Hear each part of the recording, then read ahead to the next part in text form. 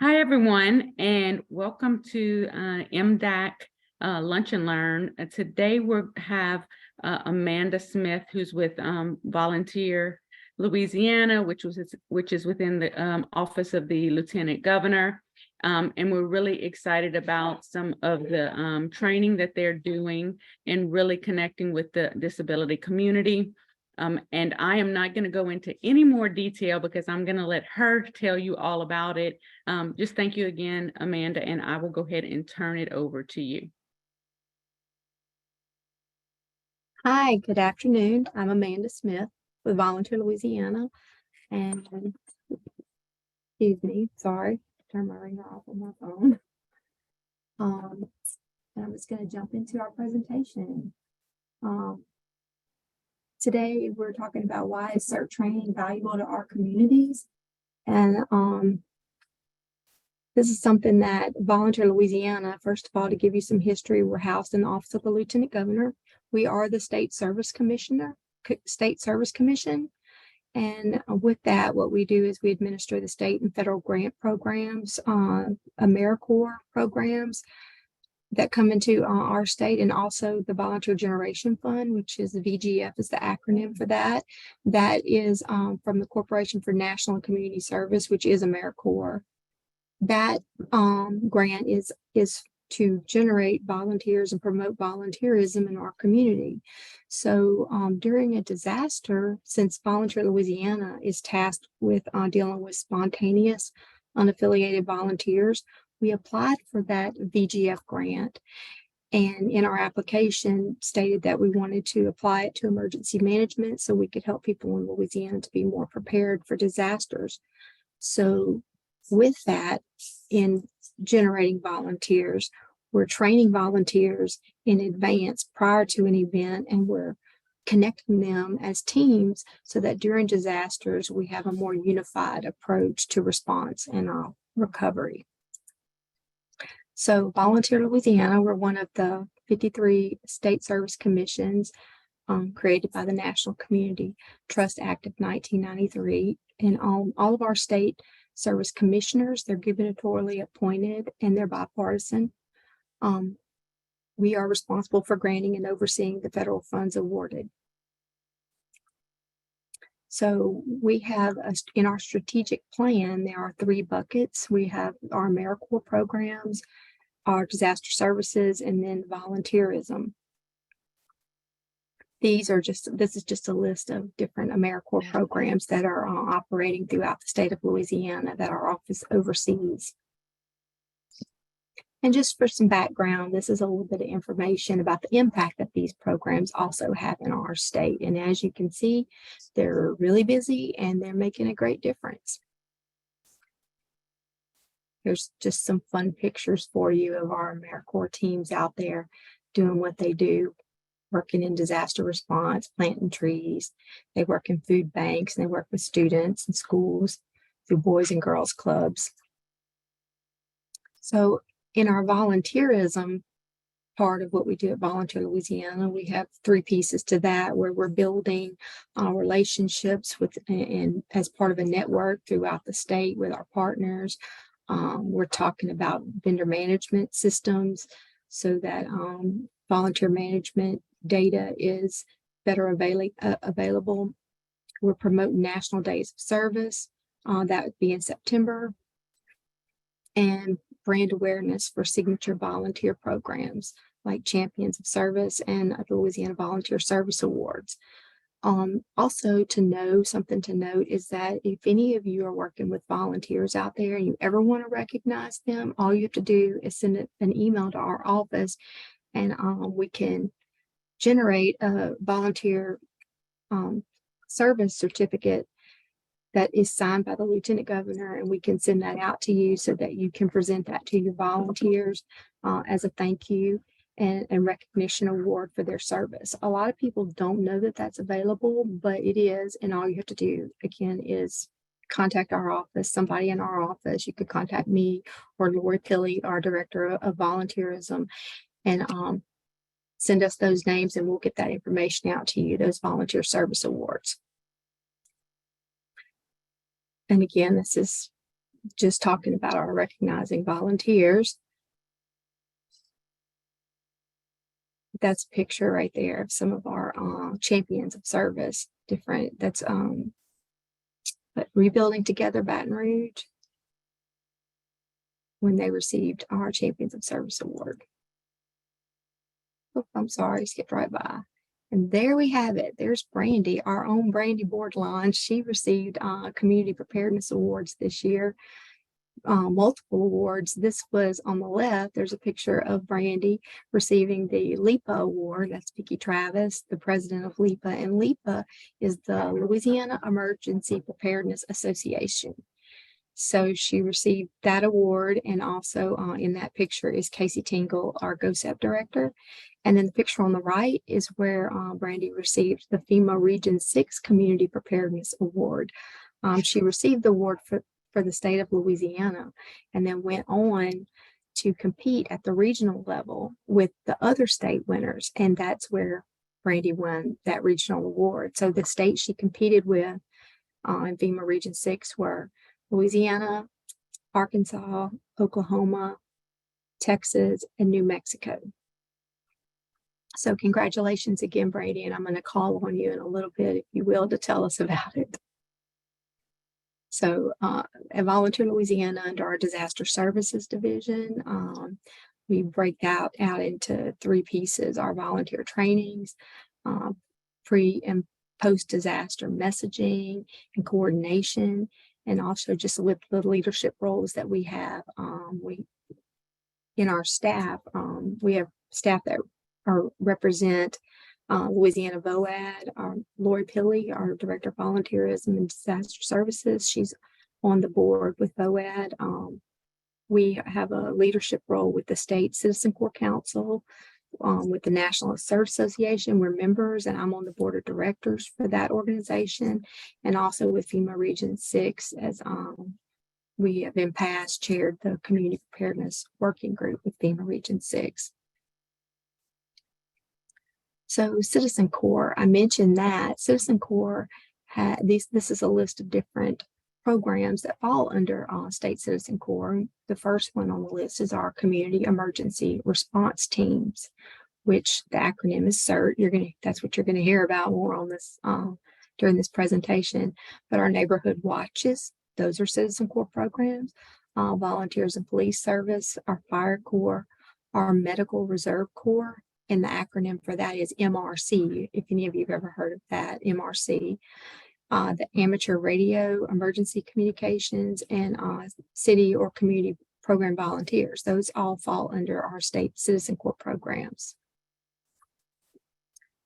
So CERT, it is a Citizen Corps program, and the mission of Citizen Corps is just to prepare the public for local risk with targeted outreach, to engage volunteer organizations for public safety preparedness and response capabilities, and to promote an integrating the whole community and integrate the non-traditional resources to ensure disaster preparedness. We adopted the delivery of CERT in order to help not only build that volunteer capacity with the VGF grant, but also to connect trained volunteers with local government before an event strikes.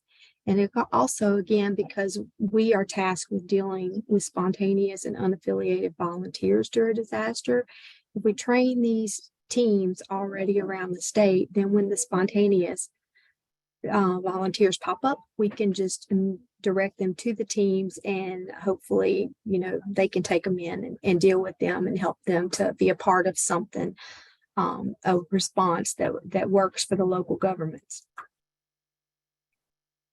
So CERT is a nationally recognized FEMA program. CERT training helps the community to be better prepared and more resilient, to help them to understand how to build their disaster plans and their supply kits. Also, just to learn life-saving skills and how to care for themselves and their neighbors until help arrives. And in this, and it says 3, 5, 7, 10 days, because initially what FEMA was promoting was the saying, the first 72 is on you, meaning the first 72 hours after a disaster, they want people to understand that you're responsible for yourself because they might not be there. First responders may not be able to get to you. But now that's changed. Now it's not just 72 hours anymore. Now we're teaching people that it's the first 5 days and 7 days and even 10 days after a disaster event. People should be prepared to provide for themselves and their own safety and care, and to take care of themselves in the event that first responders cannot arrive. And this CERT training is geared toward that. So to complete a CERT training, it requires that you complete all 8 CERT training modules. And the CERT agencies across the nation, since it's a national training, they all teach the same curriculum and work together to help one another in a disaster when they're requested. So the course itself, it can be adjusted and it can vary from place to place depending on the city and what information they want shared. Usually different trainings can look differently. Sometimes they can take place in the evenings, on weekends. We've conducted trainings online, and sometimes a combination of both. Typically it takes 2 8-hour days to complete the training. And then there's always this ongoing training just to practice your skills. So the program CERT can be just taught from the knowledge. No one who goes to a CERT training has to be a part of a team. You absolutely do not.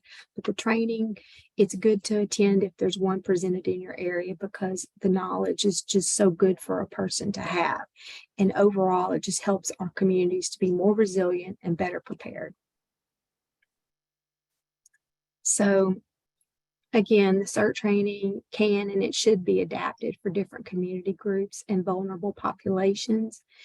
Examples are in Louisiana, our Spanish communities, which we have a training coming up in August in New Orleans for the Spanish community, migrant and refugee communities, which we are currently just in discussions right now about hosting a training for that community, the deaf, blind, and hard of hearing communities, our aging population communities, tribal communities, and then our campus CERT teams and our teen CERT teams. Those are just examples of different community groups and potentially vulnerable populations. So this is what it looks like. Your basic CERT curriculum, it's the 8 units. You've got disaster preparedness, CERT organization. There's 2 medical units, psychology, fire safety and utility controls, a light search and rescue, and terrorism. And the terrorism does include active shooter. So just to kind of give you a quick overview, disaster preparedness is just we just teach people about the different types of disasters. First and foremost is that disasters are relatively unexpected, and anytime the emergency personnel may be overwhelmed, and when people's lives are in danger. But we talk to people in these trainings about best practices at home, how to make not just during a disaster, but in general, how to make your home more safe and resilient. We talk about fire alarms and about electrical cords that we're tripping over that we shouldn't be, or that are run underneath rugs in our homes that are fire risk and fire hazards. But overall, we just talk about how to be better prepared, how to make our homes safer, about our supply kits specifically for sheltering in place if you're going to stay at home and ride out a disaster event, or whether or not it's to have an emergency kit in your vehicle, which we recommend that people do, because you never know where you could be when a disaster or an emergency occurs, at school or at home, your place of employment. Because when something occurs, when a disaster strikes, it's too late then to stop and search for supplies and basic essentials that you need. So we do teach the basics of sheltering in place, storing and providing for clean water, our emergency plans and kits, our go bags, and really importantly is how to develop family communication plans so that family members know what to do, where to go, how to check in, and how to reconnect with one another. And again, I just can't stress how important that is, the family communication plans. So Unit 2 is CERT organization. And again, citizens who go to CERT trainings do not have to join a team. But this unit is really geared more toward a team and how a team would function.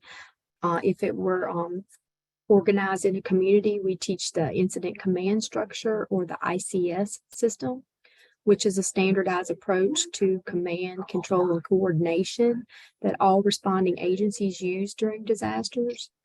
But we teach them how the community wants them to activate and how that community would activate them. And that is can be very unique because CERT teams look different in different communities. In one community, the emergency personnel might want to have a CERT team to assist with one thing. In another community, they might need a CERT team of volunteers to assist in a completely different way. And that's why this is a unit where we get into how that team is going to function and what it's going to look like in that community. And so units 3 and 4, these are disaster medical operations where we teach basic first aid, and we teach life-saving skills, bleeding control, shock, opening airways, how to treat burns, you see in the picture, they're making a sling. We teach what to do if there are amputations or impaled objects, what to do if there's a fracture, different injuries, insect bites. And then we get into more life-saving hands-on skills, like we have a number of medical training aids, like we have the adult and infant CPR mannequins and the AED trainers, the epi trainers, but we teach how to do life-saving skills, how to perform life-saving skills, just so that people have the means to hopefully to keep themselves and their family and their neighbors alive. If you would, just a second right here. This is a video. Watch the video. Did everybody see that? That's a choking simulator where it teaches how to properly perform the Heimlich maneuver. And again, we have a lot of fun in our trainings, and the training aids help to get people up out of their chairs and get them participating. And if you want, I'm going to share that again. Watch right here.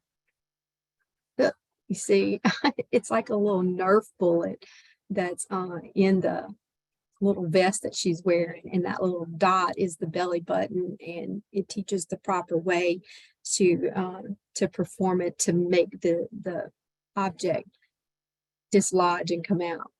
Okay. So unit 5 is disaster psychology, where we teach people how to be aware of trauma that they may be enduring or people around them. Often when it's an emergency or a disaster, there's psychological trauma involved. And we talk in this unit about what to say, but we also spend a lot of time talking about what not to say. Sometimes it's better overall just to not say a lot and just to listen and just to be there for people, to provide emotional support. So unit 6 is our fire safety and utility controls. And as you see, this is our lieutenant governor. He does show up at our trainings from time to time. He kind of pops in. All of our trainings go on his calendar, and as he's available, he will stop in and participate. But this is where we learn how to use a fire extinguisher. We learn how to identify fire hazards in home, chemical hazards, and there is always an emphasis on personal safety. And our unit 7 is our light search and rescue. We understand how to identify visual damage of a structure so that we know when it may or may not be safe to try to assist someone. And you might think that, well, why would we need to learn light search and rescue? But think about it. If you're in a community, and let's just imagine that a tornado comes through and you step out of your home and there's devastation around you, you might need to be able to assess whether or not that structure is safe for you to go into if you hear someone that sounds like they're in distress or someone that's calling out for help. So we do teach these skills so that in a community, if first responders are overwhelmed in a situation like that, that people would have the tools, the knowledge to safely be able to assist their neighbors. So right here, this is just an example of how you might do an interior search of a property. If you went in, for instance, you would go in and you would keep to the right and go all the way around. And then if you turn around and go back and keep to the left and keep your hand on the wall, you'd find your way back out, especially if there were if it were dark or something and you might not have a flashlight or be able to see, you wouldn't want to get lost. So this just teaches the proper way to go in and out to conduct an interior search. Here is a picture of CERT trainees learning how to do a grid search, an exterior search, and a grid search might be necessary if there's a person lost, or even if there's an object that's lost that needs to be found. What happens often is let's just imagine, for instance, there's a child that's lost in the woods or a missing person. And in a community, volunteers and first responders come out to do a search. If people just show up on scene and start searching, people need to understand that when there's a scene like that, it's often, it could potentially be a crime scene, or there might be clues that, but just people in general don't just need to show up and start, treading across or interfering with, because you could be messing up potential evidence or clues that might be beneficial to first responders and law enforcement. So this is where we teach a proper way to conduct a grid search, so that if a community activates its CERT team of trained volunteers and requests that they come and participate, they'll know how to do that. These are actually teams up in Union Parish at our teen CERT, where we have a teen CERT team. So Unit 8, this is terrorism. Altogether, mostly what we're teaching here is just how to be aware of your surroundings, how to identify if something is suspicious. CERT teams are never activated to assist in the event if there were any type of terrorist event or activity. Mostly we want a community to be aware of what's going on around them, so that if they see something, they can say something, which means report something that's suspicious to your police or a fireman, a first responder, to someone. Within the terrorism unit, though, we do teach active shooter, and we show the run, hide, fight videos, and we do talk about that as well. So here's a case study. In East Feliciana, we trained a team, and there was a hurricane. It was Hurricane Barely. And this team had only been trained a week, and they sent out an alert over the 911 system. And these trained volunteers all showed up, and it worked. Their training worked. They were able to assist the community. They monitored the roads. They were, evacuating large animal. They were knocking on doors and notifying people of mandatory evacuations. And this is a picture of the vehicles that the team showed up with. You see, they were ready to move large animals, and these are high water rescue vehicles that were actually useful in the 2016 floods. And then, just as an example, with specialized trainings, we have our Teen CERT program, and we always do what we can to promote youth preparedness in our communities. These are just some pictures from some of our Teen CERT trainings, where we're teaching them medical, and the fire trucks came out and they got to look through the fire trucks. And some of these kids went on to join that local volunteer fire department in that community. This was in Slaughter, Louisiana, which is just north of Zachary. Here's another group of teens that were trained. This is a group of explorers over in Calcasieu Parish. in that training. As you can see, the kids love it. It's a lot of fun. And this is where we did we're conducting currently the statewide deaf, blind, and hard of hearing community CERT trainings. These are pictures from the Lafayette. And look, there's Brandy front and center. This was the Lafayette team that we trained. And the picture on the left is where they're learning the proper way to use gloves and remove gloves so that they don't get hazardous waste or blood or something on their hands. We use shaving cream in the exercise to simulate the blood and teach the proper way to remove the gloves.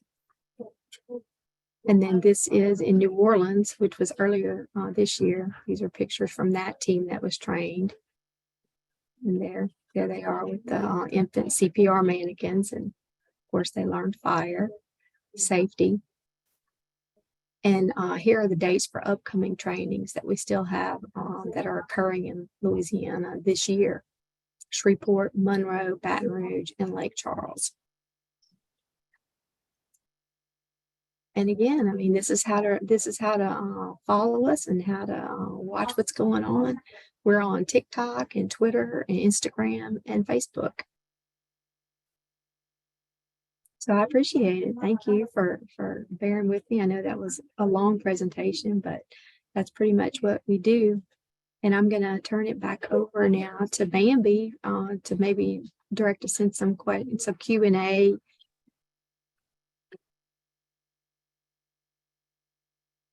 Thank you so much, Amanda. Does anyone have any questions? You can either put it in the Q&A, or if you want to raise your hand and we can promote you to a panelist so that you can ask those questions.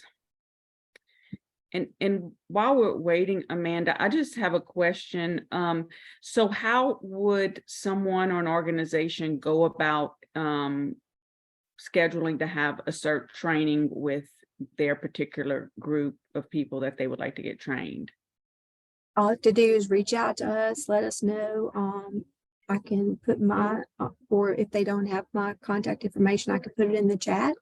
And all you have to do is send us an email and we'll start some dialogue, start talking with you about what it is that you're looking for, where are you located, and we start looking at some dates and talking about what we need to do to organize a training. When we conduct a training, though, we bring all the materials, we bring all the training materials, we can help set up an online registration, we can cater lunch, we bring everyone that participates in the training. We provide the trainees with CERT bags, which are backpacks that have basic response.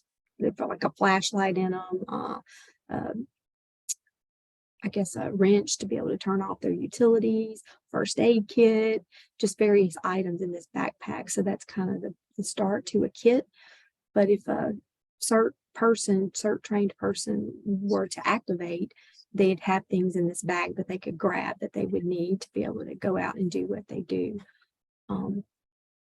So all you have to do is contact us. Also, I would like for Brandy, because she attended both of those trainings in Lafayette and New Orleans, if she would to unmute and tell us what she thought about the training and anything else that she'd like to add.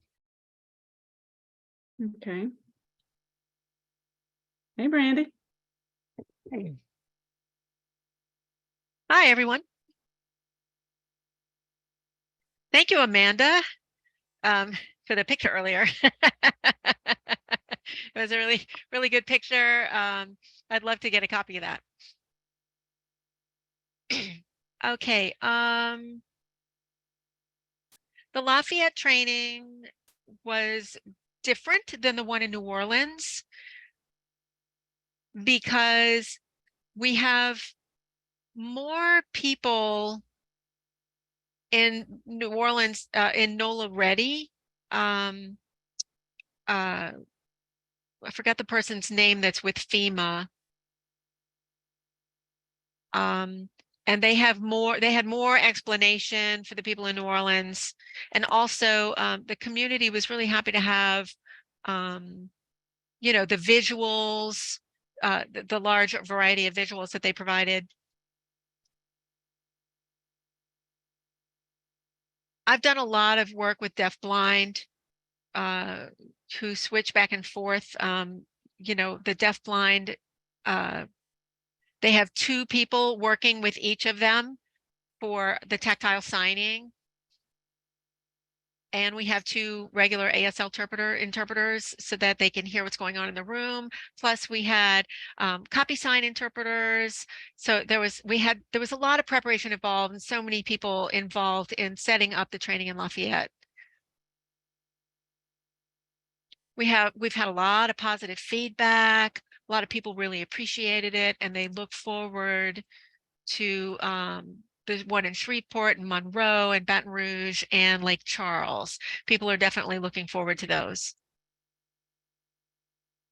And I'm trying to think. Also, the recent award, well, before the awards, I was on the council for the statewide independent living council, and then I got those 2 awards, and then I had Louisiana Agency of the Deaf Community Spotlight, Louisiana Association of the Deaf Community Spotlight, and then I just got another commendation from Hamilton Relay. Well, I got a nomination to Hamilton Relay for an award. We won't know until the fall. So I've enjoyed working with FEMA and Louisiana Commission for the Deaf. I'm involved in a lot of organizations.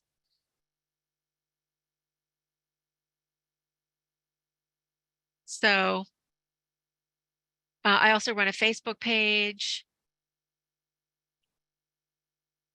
And we're talking about having the Facebook page collaborate and connect with other deaf organizations. So there's a lot going on. Thanks, Brandy. What is the name of your Facebook page if people are interested, or the Facebook group? It's Louisiana Deaf, Blind, Hard of Hearing. It's, well, DDBHH. So Disaster Survivor Support. Great. Thank you so much, Brandy. Really appreciate all you've done to raise awareness within the deaf, blind, and hard of hearing community.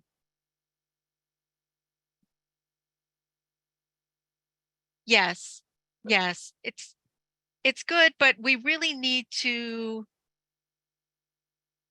set up a teen CERT one day with the Louisiana School for the Deaf and Visually Impaired, if that would be possible. Good, thank you. And we have a few questions in the chat. Someone asked, when will there be another training in New Orleans? This might be for Amanda.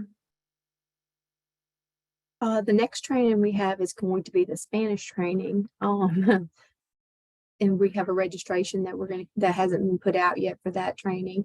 And then I can't say when we're going to be back to do another training for the deaf community in New Orleans. I mean, we do go back and do follow-up trainings after we leave a community. We will go back to do a refresher, because there's always more people that want to come and more people that want to participate. And even people who may have attended one day but didn't get to attend both days, so they want to come back to make up the day that they missed. Right now, we don't have a date set in New Orleans to go back and conduct another training, but that's not to say that we won't. We usually post these on our website, volunteerlouisiana.gov. And what is the minimum size for training classes?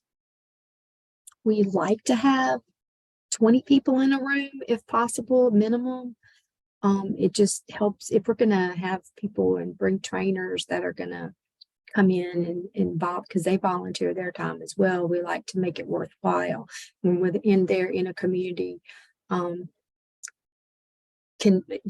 dedicating the time and the resources to it. We do like to have as many people as we can in the room to participate.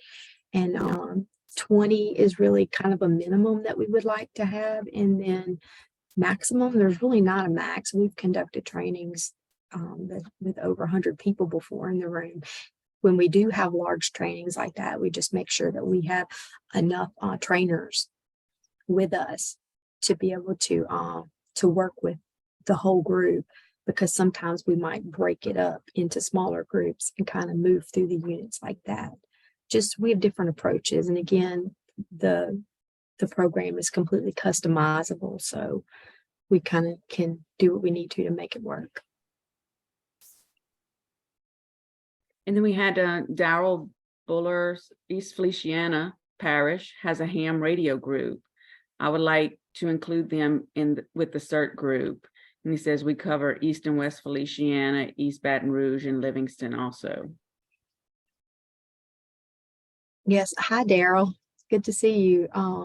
That's great. And we would like to come back to your community and do another follow-up training as well. And definitely ham radio operators and the communications groups are a valuable part of a CERT team.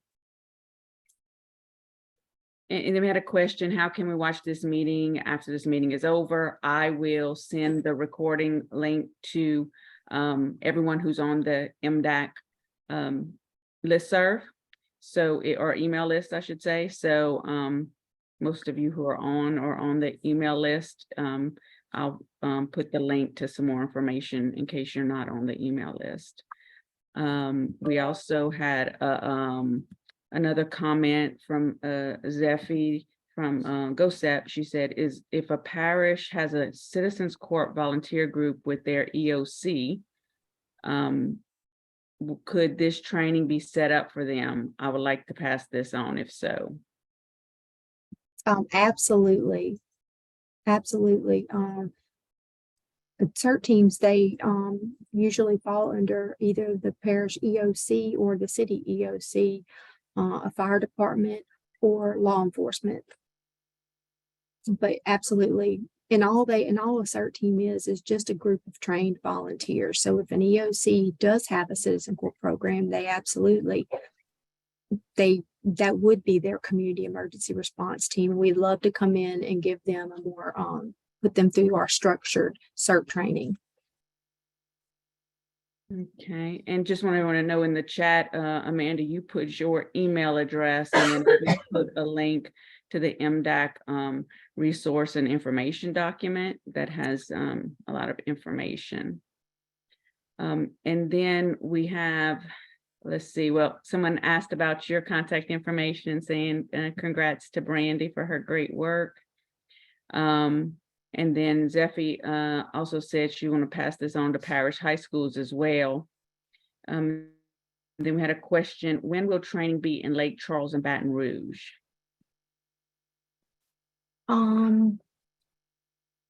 It's going to be in the fall. I have to go back and look exactly in my calendar to see when the Baton Rouge training is. I had it in the presentation that Pete's. I'm sorry, I apologize. I'm looking for that. And Amanda, what you showed in your PowerPoints was the training dates for the CERT trainings for the deaf, blind, and hard of hearing communities, right? Right. Mm-hmm. Is there a place to find like upcoming trainings, like if there's like just communities that are having these CERT trainings that people can join in? We list those on our website. Okay. Right now, we have the upcoming trainings for the deaf community in Lake Charles and in Baton Rouge, but right now we don't have a training that's on the calendar in either of in Baton Rouge or Lake Charles that's open to the public. Because the deaf trainings are not, we haven't just put them out we don't typically put them on our website because we want to make sure that we keep it geared for them and for that network. Okay. This is Brandy. I don't know if you remember that we had one, I mean, I guess it was a deaf person who did try to join the public one, Mhm. the public CERT training, and then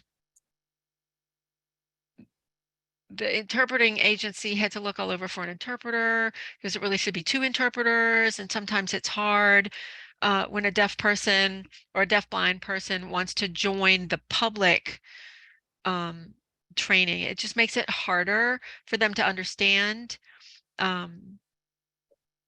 So it would be similar for a hearing person to join ours. Mhm.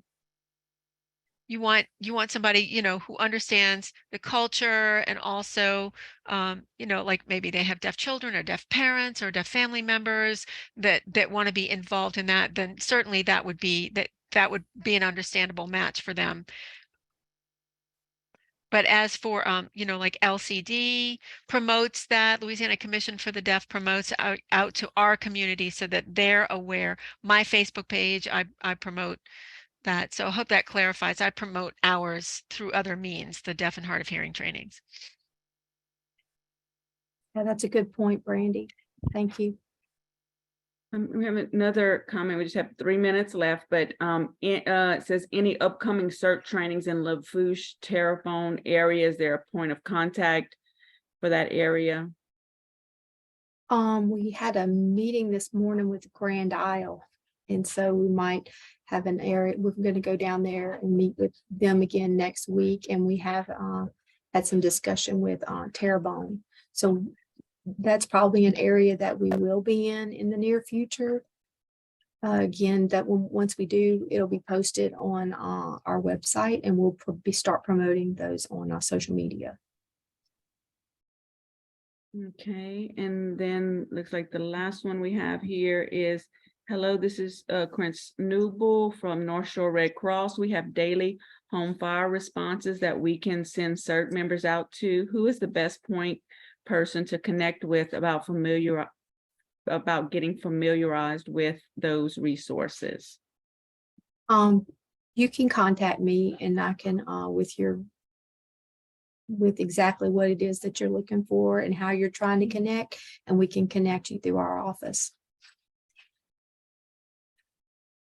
Okay. It says thank you. So we do thank you, Amanda, very much. Thank you, Brandy, for sharing. We will have another EMDAC Lunch and Learn on July 11th. I just shared that in the chat, the link to register, and we encourage you to share that. These Lunch and Learns are open to everyone. And so thank you guys for getting on. Please continue to share the information. And we really appreciate all of you. You now can go back and finish your lunch hour. Have a great week. Thank you. Bye. Hi.